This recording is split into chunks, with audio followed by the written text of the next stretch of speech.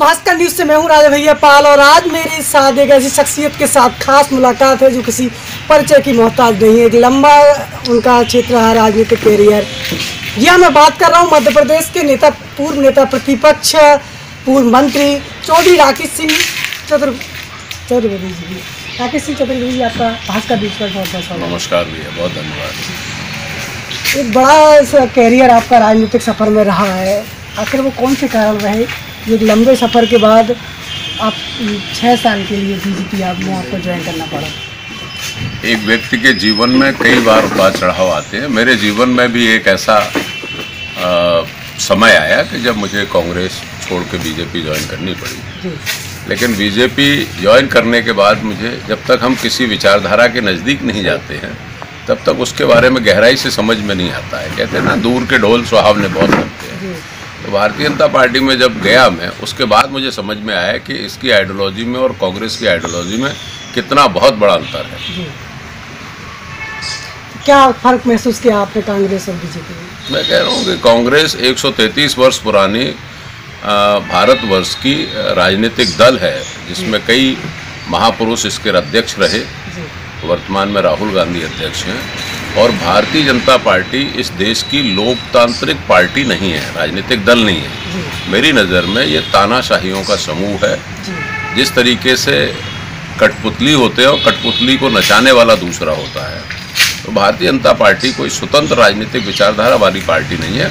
वो बंधक है, वो गिरवी है, उसके पैरों में बेड़ियाँ हैं भारतीय जनता पार्टी के कार्यकर्ता के और नेताओं के पैरों में।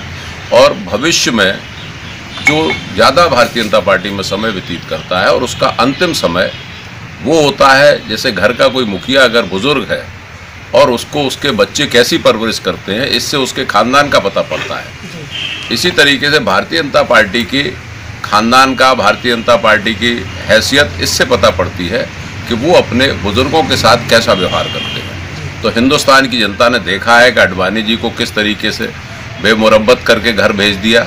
मुरली मनोहर जोशी पंडित जी थे, कितने बेमुरब्बत करके बेचारों को चिट्ठी लिखना पड़ी अपने मतदाताओं को कानपुर में। और दूर न जाए, मध्य प्रदेश में अपन देखें कि श्रीमती महाजन को किस तरीके से बेचारी 10-15 वार्ड वो घूम चुकी थी, चुनाव के लिए तैयारी कर चुकी थी और उसके बाद उनसे मना कर दिया। तो इनके यहाँ अपने परिवार के मुखिया की इज्जत करना, उनको सम्मान देने का कोई स्थान नहीं है। और ऐसी बेदर्द पार्टी, ऐसे बेदर्द लोग, ऐसे तानाशाह लोग जो अपने ही कद्दावर लोगों का आत्महत्या करने के लिए विवश कर दें, उनको दफन कर दें, इसलिए इस पार्टी को छोड़ना भी बेहतर था। और अपनी स्वतंत्र विचारधारा जो राजनीति की मेरी खुद की है, सोशलिस्ट विचारधारा, वो मुझे सिर्फ और सिर्फ कांग्रेस में नजर आई। ये मेरे जीवन का अनुभव है। आप 26 वर्ष की आयु में विधायक बन चुके थे। आप क्या कभी सोचा था कि इतनी जल्दी आप विधायक बनेंगे? मैं जीवन में जिस रास्ते पे मैं जा रहा था, मेरा परिवार था, उस रास्ते पे मुझे ये लगता था कि मुझे वकालत करनी है, मुझे खेतीबाड़ी देखनी है और मुझे राजनीति भी करनी है। कुछ ऐसा समय आया कि मेरे पिता का इंतकाल हो गया और मुझे राजनीति में आना पड़ा, मुझे चुनाव लड़ना पड़ा। पंडित श्यामाचरण शुक्ल जी कांग्रेस में थे, उन्होंने मुझे 1990 में कांग्रेस की टिकट दी। भिंड की जनता ने मुझे चुनाव जिताया, मैं बहुत कम उम्र में विधायक बना। और ये इस भिंड की जनता का बहुत अपार स्नेह रहा है कि मैं 4 बार मध्य प्रदेश की विधानसभा में रहा। और मैं उन लोगों का भी धन्यवाद करता हूँ जिन्होंने मध्य प्रदेश की विधानसभा में मुझे बोलना सिखाया। उन अधिकारियों और कर्मचारियों का भी धन्यवाद करता हूँ जिन्होंने मुझे विधानसभा के लिए गाइड किया। आप ये मानते हैं कि आपके पास बहुत अच्छी बाकी कौशल है? ये माँ सरस्वती की कृपा है। जी। तो क्या आप मानते हैं कि कांग्रेस को आपकी बात कौशल की जरूरत है इस समय? नहीं, कांग्रेस में बहुत विद्वान लोग हैं, कांग्रेस में विद्वानों की कमी नहीं है। लेकिन हाँ, मेरा एक प्रेजेंटेशन, मेरा बात करने का तरीका, मेरे भाषण देने की शैली, जिसको जब जब मैं विधानसभा में रहा तो कोई भी पार्टी के पॉलिटिशियन रहे हों, उन सब ने इस बात को हमेशा बुरी प्रशंसा की कि मेरा प्रेजेंटेशन, मेरा शब्दों का चयन और तथ्यात्मक जो तरीका है उसके लोग ज़्यादातर कायम रहे हैं। तो मैं अपने आप को ये मानता हूँ कि इस माँ सरस्वती की कृपा है कि मैं इस योग्य हूँ कि सही बात को सही तरीके से कहने का मेरा जज्बा माँ सरस्वती ने पैदा किया है। हमारे दर्शक आपको देख रहे हैं, एक सही मायने में राजनीति का क्या कर्तव्य होता है जनता के प्रति? राजनेता एक तरीके से रोशनी है समाज के लिए, और राजनेता का चरित्र जैसा होगा वैसे ही वहाँ के लोग बनेंगे। मेरे राजनीतिक जीवन में मैंने 30 वर्षों तक कभी भी रिश्वत नहीं ली, कभी किसी का बुरा नहीं किया, कभी कोई गलत काम नहीं किया, कभी कोई सरकारी ठेके नहीं लिए, और उसी विल पावर की वजह से, उसी दमदारी की वजह से मैं लोगों की सेवा कर पाया। एक अच्छे राजनेता को चाहिए कि वो वास्तव में सेवक बन के लोगों की सेवा करे, ना कि धन उगाही का काम करे। और जो धन उगाही का काम करता है वो कभी भी चेहरा मिला के बात नहीं कर पाता। आज की राजनीतिक परिवेश को देखा जाए तो हम मानते हैं कि आज की राजनीति सुरक्षित है। हाँ, राजनीति हमेशा सुरक्षित रही है। राजनीति में कमोबेश कम और ज़्यादा लोग आते जाते हैं, कभी खराब ज़्यादा आ जाते हैं, कभी अच्छे ज़्यादा रहते हैं। अंततः राजनीति अच्छे लोगों का स्थान है।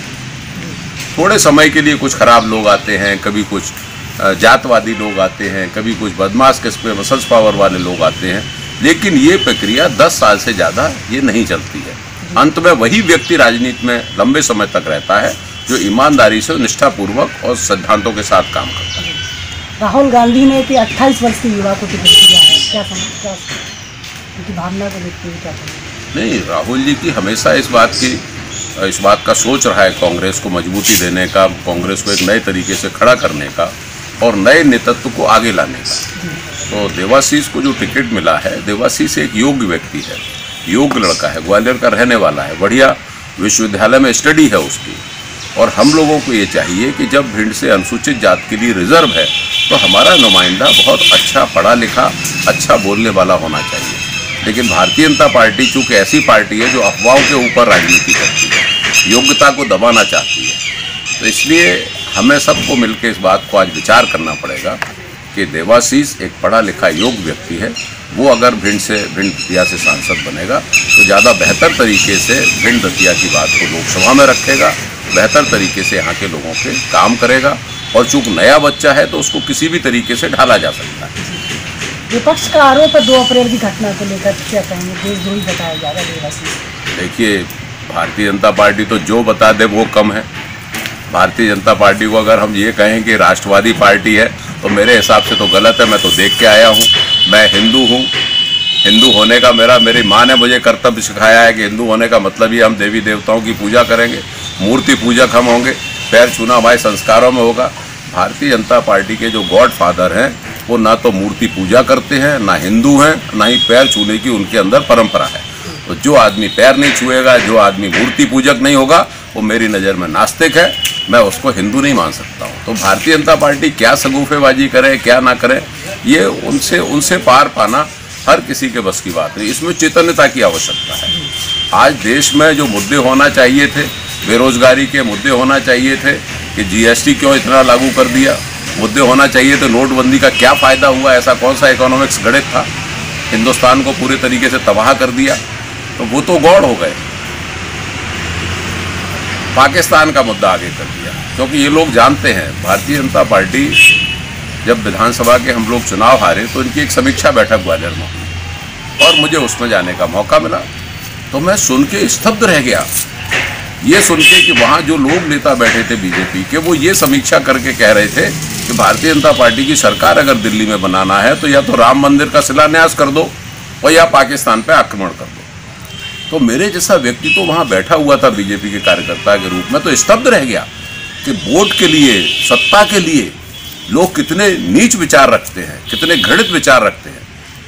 और ये हिंदुस्तान के अवाम को समझना चाहिए, हिंदुस्तान की जनता को समझना चाहिए कि ये जो लोग इस तरीके की बातें करके हमारा ध्यान भ्रमित कर रहे हैं, वो कितने इस देश के शुभचिंतक होंगे। तो मैं फिर वही बात कह रहा हूँ, हिंदू होने का मतलब ये है कि हम मूर्ति पूजक हों। हिंदू होने का मतलब ये है हम पैर छूने का संस्कार रखें। आप आरएसएस कार्यालय में चले जाइए, आप बीजेपी के लोगों से बात कर लीजिए, किसी भी संघ के कार्यालय में कभी आपको कोई भारतीय देवी देवताओं की मूर्ति नहीं मिलेगी। कभी भी आरएसएस का प्रचारक हमारे हिंदुओं के देवी देवताओं के मंदिर में नहीं जाएगा। तो जो मंदिर में नहीं जाएगा वो हिंदू नहीं है, जो मूर्ति पूजा नहीं करेगा वो हिंदू नहीं है मेरी नज़र में, और जो हिंदू नहीं है उसको हिंदुओं की बात करने का कोई अधिकार नहीं। बड़ा सवाल है, आपके भिंड से ही आता है। 30 सालों से यहाँ पर भारतीय जनता पार्टी की लोकसभा चुनाव जीतती चली आ रही है, क्या वजह मानते हैं? कभी कभी कांग्रेस ने कैंडिडेट बाहर का दिया, मूल वजह ये रही, कभी कमज़ोर कैंडिडेट दिया। मैं उनके नाम नहीं लेना चाहता हूँ, विश्वनाथ शर्मा, उदयन शर्मा, बालेन शुक्ला। भाई आपको नब्ज पकड़नी पड़ेगी, अब भिंड का आदमी क्या चाहता है, आपको उस तरीके से टिकट देना चाहिए। और दूसरा, ये जो गुमराह करके वोट ले जाते हैं, ये एक उसका भी एक परिणाम ये आता है कि भिंड की सीट चली जाती है। लेकिन इस बार लगता है कि लोग समझदारी से वोट करें, लोग इस बात से वोट करें कि सवर्णों का हित, जैसे लोग ये कहें कि SC/ST एक्ट लागू करने के लिए समीक्षा की जाए, उसके बाद उसमें रजिस्ट्रेशन किया जाए। ये सुप्रीम कोर्ट का आदेश था। मुझे आज इस बात को, जो कांग्रेस में आ गया हो तो मुझे बात करने का मौका मिल रहा है कि जब भारत की सर्वोच्च अदालत ने ये फैसला कर दिया कि SC/ST एक्ट में अगर विवेचना के बाद ही FIR दर्ज होगी और गिरफ्तारी होगी, तो कौन सी ऐसी वजह आ गई थी कि हिंदुओं को मद्देनजर रखते हुए, हिंदुओं के खिलाफ जाते हुए नरेंद्र मोदी सरकार ने अध्यादेश जारी किया? क्या वजह? क्योंकि इन्हें मालूम है अंग्रेजों की नीति में और दक्षिणपंथियों की नीति में कोई अंतर नहीं है। ये भी समाज को बांट के काम करना चाहते हैं, अपना फायदा लेना चाहते हैं। और वही बात नरेंद्र मोदी ने अध्यादेश लाके की कि SC/ST के लोगों में और सवर्णों में एक खाई पैदा कर दी, एक विद्वेष पैदा कर दिया था देश में। और अगर सवर्ण समझदार है तो उसको समझना चाहिए। चाहे मध्य प्रदेश में शिवराज सिंह रहे हो तो उन्होंने कर्मचारियों का भला नहीं होने दिया, वो भी सुप्रीम कोर्ट गए, हाई कोर्ट के आदेश के बाद वो भी अध्यादेश लेके आए। और वही प्रक्रिया, वही क्रिया दोबारा से श्रीमान नरेंद्र मोदी ने की भारत के प्रधानमंत्री रहते हुए। तो सवर्ण को इस बात को समझना चाहिए कि हम छोटे छोटे लोगों से दुश्मनी लेने के बजाय हम बड़े व्यक्ति को, जो हमारा विरोधी है, जो हमारी व्यवस्था का विरोधी है, जो हमारे समाज का विरोधी है, जो देश का विरोधी है, खाई पैदा करना चाहता है, हम सीधे सीधे उस तोता की गर्दन को पकड़े। वो तोता है नरेंद्र मोदी। नरेंद्र मोदी को जब हम गर्दन पकड़ लेंगे तो निश्चित रूप से देश में न्याय मिलेगा। जाते जाते एक आखिरी सवाल पूछते चले जा रहे हैं। एक अच्छी वाक्यशाला के लिए आपसे दर्शकों के सवाल लेते हैं कि कभी आपसे मुलाकात हो तो एक अच्छे वाचक के लिए, एक अच्छे वक्ता के लिए क्या गुण होना आवश्यक है? अच्छे वक्ता को पहली बात तो ये कि बहुत अच्छी स्टडी करना चाहिए, पढ़ना चाहिए, पुस्तकें पढ़ना चाहिए और खान पान पर नियंत्रण रखना चाहिए। जैसे कि मेरा जीवन जुआ, शराब, बीड़ी, सिगरेट, तंबाकू सबसे दूर है। माँ सरस्वती की कृपा है, पुस्तकें पढ़ता रहता हूँ और पैतृक गुण है, गुरुओं का आशीर्वाद है, तो वो कहीं ना कहीं वो वाक्पटुता में सम्मिलित होते जाते हैं। पहले बात है कि आपका खान पान अच्छा हो, आपका आचरण अच्छा हो और नैतिक दैनंदिनी में आपका नैतिक जीवन बहुत अच्छा होना चाहिए प्रत्येक व्यक्ति के साथ। तो जब आचरण अच्छा हो जाएगा तो शब्द भी अच्छे बनेंगे। बहुत बहुत धन्यवाद। तो ये थे मध्य प्रदेश के पूर्व नेता प्रतिपक्ष, अब कांग्रेस में आ चुके हैं नई जान फूंकने के लिए, राकेश चौधरी जी। किसी शख्सियत के साथ हमारी मुलाकात होगी। देखते रहिए भास्कर न्यूज मेरे साथ। नमस्कार।